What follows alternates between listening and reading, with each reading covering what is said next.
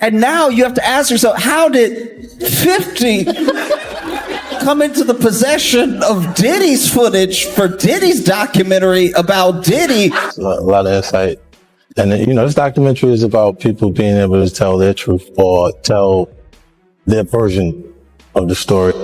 For years, Katt Williams was dismissed as someone who talked too much but said too little of substance. That perception shifted after his January 2024 Club Shay Shay interview when his words started lining up with real-world events. He wasn't joking anymore.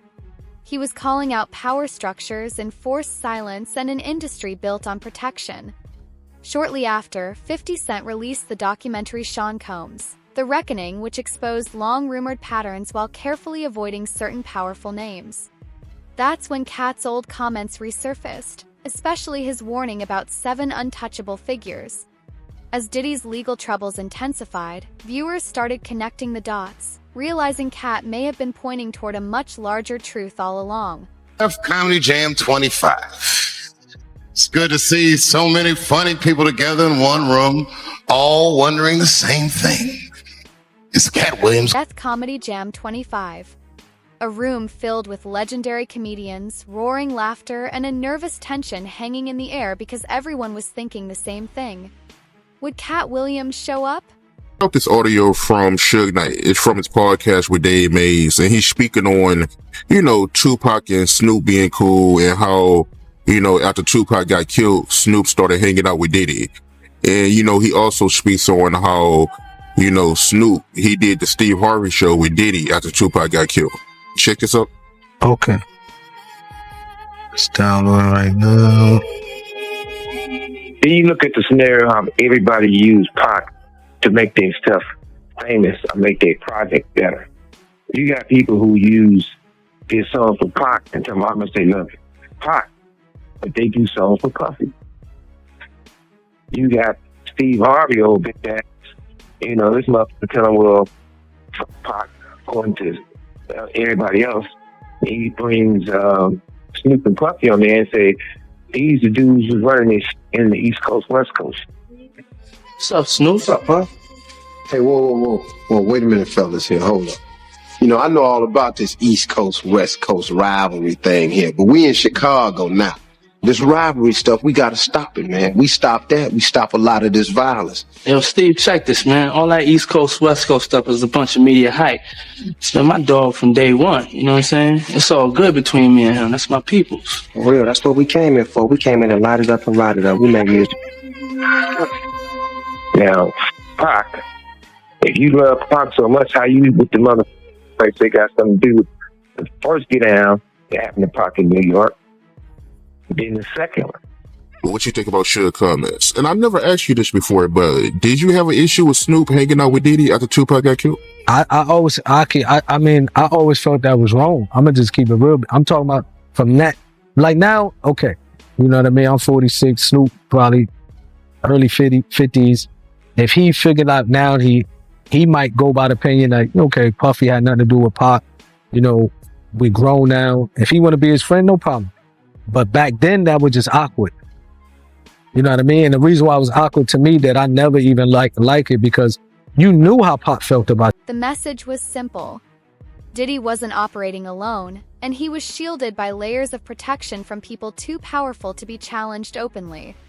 Katt never released a list or named all 7 figures directly, but his hints were enough to ignite non-stop online speculation. As usual, the internet rushed to connect the dots on its own. And one of the first names repeatedly pulled into those conversations was Snoop Dogg, showing just how fast theories can spread when powerful names are left unspoken. Lying! He's lying! He's lying! He didn't even buy it yet! He's lying! Fans were quick to point out that Snoop had openly talked for years about being around Diddy's parties, with old interviews, jokes, and clips highlighting how closely their circles overlapped. As online rumors and resurfaced stories began circulating, unproven and purely speculative, people started questioning why his name never appeared in the documentary at all. The theory was straightforward. Mentioning Snoop could have triggered massive backlash, not just from fans, but from powerful industry connections. More than just a rapper, Snoop is a global brand and cultural icon, leading many to believe that his level of influence made him effectively untouchable. went off without a hitch last night. A sense of that there. No, inside everything was fine. Outside everything was fine. And Kevin Hart decided that he was going to make jokes about, well, I mean, he's the host, right? So you have to sort of roast a little bit about someone who's in the audience because, well, this person is in a prison, actually right now sitting in a courtroom, and that's Diddy. Yes, he didn't say his name, but it was very clear to everyone who he was talking about here. Watch the reactions in the Diddy was a big part of this culture. You know, right. His after parties, you know, were a part of the BET experience. So, you know, life comes at you fast, but, you know, Kevin had to address the elephant in the room. By the way, we should say the Diddy after parties that happen after award shows, that's not what the trial is about. Those weren't freak-offs. The trial is something separate, but still, nobody wanted to be seen as laughing. Kevin Hart's name caught many people off guard, especially as rumors began focusing on his early career connections to events known as Flavor Camp. These gatherings were linked to Diddy and often framed as industry opportunities for emerging talent, later fueling speculation and debate about how closely certain careers may have been connected behind the scenes. What's going on with Kevin Hart? I don't know, man. Oh, okay. You know, the internet is going wild on him, saying that he was a curator and a narrator of one of the Diddy parties and got caught on tape. Did you hear that? Wow. I didn't hear that one. That must be one of your favorite. That must be one of your favorite comedians, then. Cause you didn't hear that? That was cool. Huh? I didn't hear it. Get out of here. It was cool, but I didn't hear that one. Must have missed it, man. I think I caught most of them. I think he almost fell in the tub with one of the girls. Diddy had some girls in the tub, a tub of baby oil or something like that, and he almost fell in the tub. It was crazy. You know, he would be one of the celebrities that I definitely wouldn't think would be involved in anything illegal, for sure. But you got to realize this, man. People who get caught up in certain those things like that, those parties and things like that, is that they don't go there looking for that stuff. You got to understand, they get caught up in the moment with the alcohol, the drugs, and then certain bottles that are laced with certain things that take you away from your normal self. And you end up probably doing something that you probably never do again in your life. You never get caught up in those things ever before. There are a lot of celebrities that go to these parties like this. And they not only Diddy parties. I went to a party before and You Can't Handle the Truth and King Kong Ain't Got Nothing on Me was at one of those parties. I was bodyguarding one of the girls. So what I'm saying is that it's rampant, and this was years ago. This was over 20 years ago.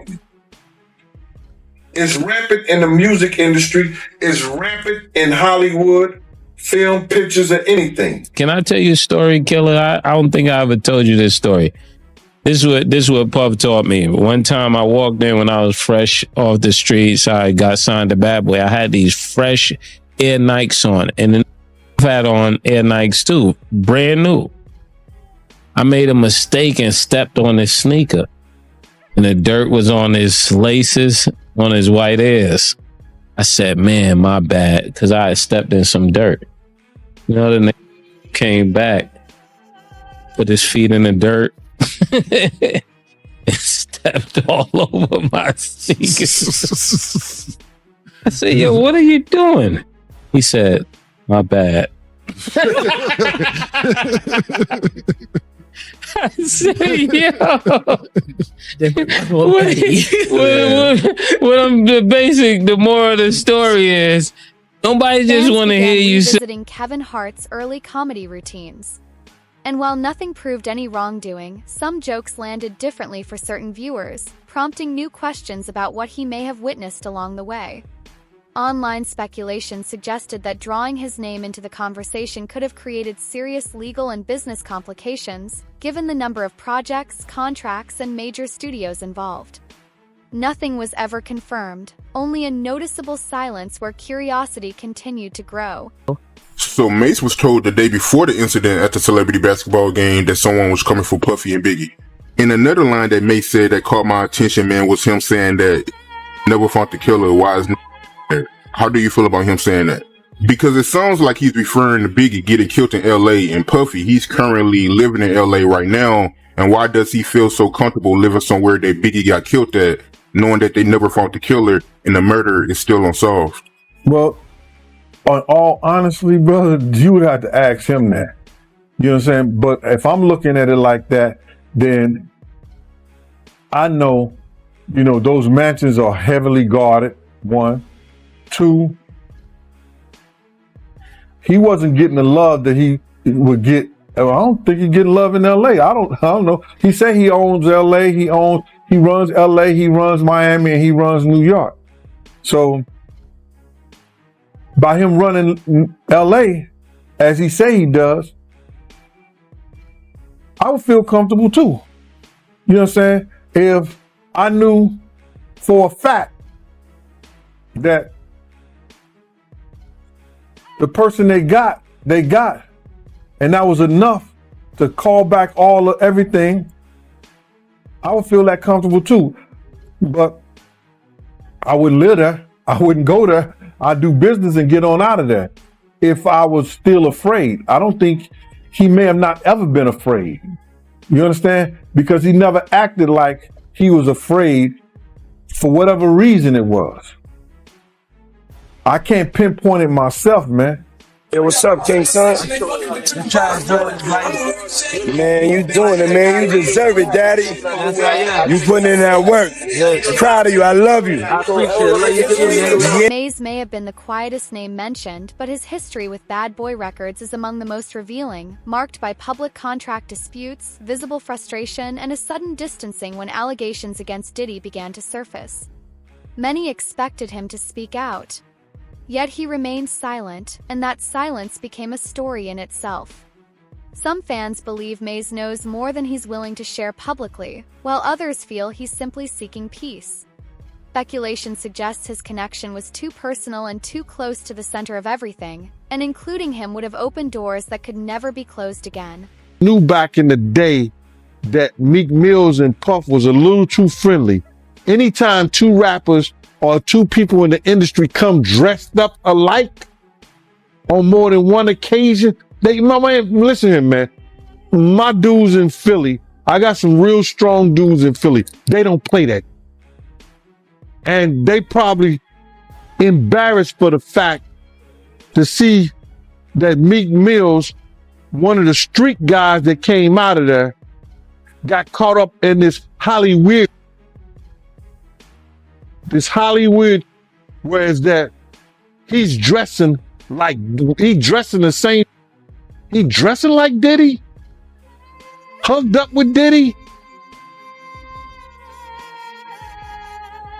I think that Lil Rod know a lot of, but I know this. Two men dress alike, it's just like two men laying down. When they both get up, they both homos. And that's real talk, bro. My man, you go to a party, dog, and the nigga got the same shirt you got on, I'm taking my shirt off. I'm walking around in a t-shirt. And then, not to blow Meek Mills up out the water or anything like that, it was said that they checked his Google search and all that, and he was searching for some online gay porn and all that. Oh, wow. Crazy, bro. But listen, those are what, you know, it's crazy that money, that lifestyle, and you trying to fit into something get you. These guys never set out to do all this. Meek Mills, when he got into the game, he didn't set out to be questioning about his manhood with Diddy. But he put himself in that position. You know, where we hanging out and what we doing, we can't really disclose, but it's definitely a 15-year-old's dream. You know, I have been given custody of him. You know, he signed to Usher. I'm signed to Usher. I had legal guardianship of Usher when you know he did his first album. I did Usher's first album. I don't have legal guardianship of him, but for the next 48 hours, he's with me. Meek Mill's name entered the discussion after an audio clip surfaced online and spread rapidly, igniting intense debate. Some dismissed it outright, others took it seriously. And while Meek denied any wrongdoing, the controversy lingered. Online speculation suggested that naming him directly in the documentary could have jeopardized the entire release, bringing legal risks, defamation concerns, and a media storm no platform would want to face.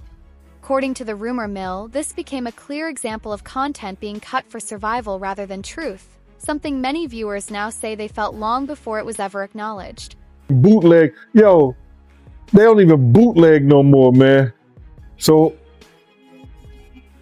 it's going to be hard to figure it out if it does exist. Do you believe the guy in the tape is white? If he's bigger than Diddy, and he's not none of the names that I said, probably so. But then they say he was young too. Yeah, they say he was young. Let me get his name right. I hope it ain't the Bieber. I hope it's not the Bieber. That's a good one. It might be him. But if they saying that the guy is young and he's an A-lister, I can't think of that many black people, man. Right. Not at all. And somebody that's more powerful, more of a celebrity than Diddy. You understand what I'm saying? If they were saying somebody that was more celebrity than Diddy, he was an A-lister, he was younger. You know what I'm saying? And if he's not black, it would have to be the Bieber. That's his name, Bieber? They said I got that wrong too. Justin Bieber, allegedly. I don't know, bro. Right. But when you heard the news that Diddy, he had a tape with another man, did that catch you by surprise or not? Well, all this shit is by surprise to me. A lot of this shit is by surprise to me, to be totally honest, man. Because I knew Puff, I knew Puff Daddy, I knew Diddy before he was Love and Brother Love and back to Diddy. So, no, but the diddler, he's the diddler now. A lot of it's surprising, but it's not unheard of. Because you hear of all kinds of shit, and whether it registered with you or you internalize it or something like that, that's a whole nother story. But a lot of this stuff is crazy. But this is the world. Perhaps the most sensitive names were Justin Bieber and Usher, both connected to Diddy early in their careers. Old videos and interviews resurfaced, revealing moments that in hindsight felt deeply unsettling. Justin Bieber's emotional reactions to paparazzi questions years later only fueled further speculation, prompting questions about whether some young stars were protected at the expense of their well-being. Many believe the documentary drew a firm line here, not because the story lacked importance, but because publicly exposing potential victims could cause more harm than healing. As a result, their names were left unmentioned. Ray J, Clive Davis, how are they all connected? I want to say Diddy, but I don't. We're going to be going through all of those possibilities. Oh, okay. I wasn't supposed to answer. Okay. And when we started LA is a Graveyard, then, it was like, okay, we can't just say that anymore, especially after I took him up to 35 for us to film about what happened in Mo there. It's hip hop. Yeah. And that's going to be moving on to Tombstone. Okay. And we'll be going through the unexpected, unusual deaths, unsolved murders, mysteries, things of that nature, things that I know, things that I'm directly connected to. We want to create this aspect because we want to start teasing people's minds into wanting to get these crimes solved, because the truth is, it seems like the hardest murder to solve in America is a rap murder. They just don't seem to get solved. Without question. That's a problem. Without question. Because we got over 35, 40 years of hip hop homicides. Yes. How many of them get solved? They created a whole show. Yeah. Unsolved hip hop mystery. Are you kidding me? Hey, I have to ask you. You mentioned Clive Davis. They just showed him recently walking into somewhere, and they asked him about Diddy, and he said, "Who?" Is that old age, or does he not? They're not in the same world, or they're in the same world, but they're not. After Sean Combs, The Reckoning dropped, fans noticed how quickly the conversation zeroed in on Diddy. The deeper questions, who funded the events, who booked the venues, who showed up year after year, who approved it all, faded into the background. Online researchers compared it to past industry scandals and saw a familiar pattern. One name becomes the symbol. A few explosive details surface, but anything connecting to... I've been talking about for some time now. Alex, let me begin with you. The docuseries is entitled Sean Combs, The Reckoning. How is this one different from the others that have been out there? Well, I think that the biggest marker of what makes this film or this series different is how much time we took into putting into the making of the film, doing our due diligence to get the right voices, to the table. This is a series that spans over 30 years. So just by covering that much time, it took a lot of time for us to dig in and to kind of make sense of this story and to put this timeline together. Yeah, and there's like some never before seen footage that I'm going to talk to you about in just a moment. But Curtis, people know about this very public, long-standing feud that you've had with Sean Combs. So what brought you to this project? Well, I just want to make really hit television. I like the idea of it being exciting, and I picked this project and started working on it about 5 months before I found Alex. And I know that she has the artistic integrity that it would take to make it a great project, and there's the Quincy Jones era of production is find me that bass player because he's the baddest man out there in Chicago, and find me that keyboardist and fly them in from Miami, and we put them in and have the greatest jam session they ever heard, and it just always resulted in great hit music. And I take that concept into television production. You take that into everything you do, sir. That's right. You really do. And it really comes through, and appreciate that about you. As I said, never before seen footage of the days leading up to his arrest. Can you just talk a little bit about, was there anything that surprised you from that footage? The footage, I think it's rare to find someone who's being, talked about all over the country. All eyes were on him, so to speak. And it was really interesting to see his last days of freedom, and what was sort of important to him. Obviously, there's phone calls with his attorneys, with his team.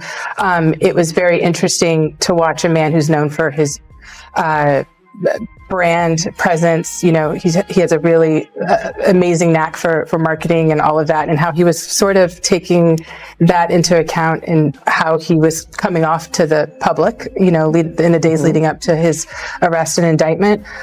So that was interesting. It was also just interesting to see how laid back he was at times.